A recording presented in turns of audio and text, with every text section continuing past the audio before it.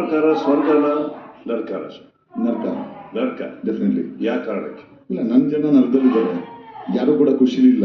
ಒಂದು 5ರಿಂದ 10% ಜನ ಖುಷಿಲಿ ಇರ್ಬೋದು. ಅಧಿಕಾರದಲ್ಲಿರೋರು ಆರಾಮಾಗಿದ್ದಾರೆ, ಖುಷಿ ಇದ್ದಾರೆ, ಸುಧಾರ್ತಾರೆ. ಮತ್ತೆ ಮಿಕ್ಕಿದ 90% ಜನ ಬೇಜಾರಲ್ಲಿದ್ದಾರೆ ಅಥವಾ ದುಃಖದಲ್ಲಿದ್ದಾರೆ, ಸೂಸೈಡ್ ಮಾಡ್ಕೊತಾ ಇದ್ದಾರೆ. So I always stand with the weak. So ನರಕದಲ್ಲಿ ಇರೋಕ್ಕೆ ಇಷ್ಟಪಡ್ತೀನಿ. ನನ್ನ ಜನ ನರಕದಲ್ಲಿದ್ದಾರೆ, ಸೊ ಅವ್ರ ಜೊತೆ ಇರೋಕ್ಕೆ ಇಷ್ಟಪಡ್ತೀನಿ. ಓಕೆ, ಬನ್ನಿ ಸರ್. ಹಾಂ sir. Bigg Boss confession room please.